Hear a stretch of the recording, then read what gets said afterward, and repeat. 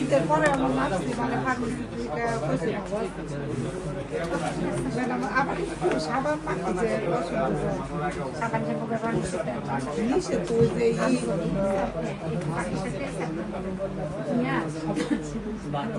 যে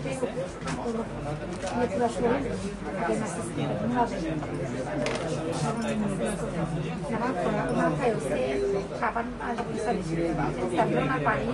গোলাই মাথা ওয়াশ করে ফ্রেশ পানি দিতে 1 বছর আমাদের সাথ দেখেন না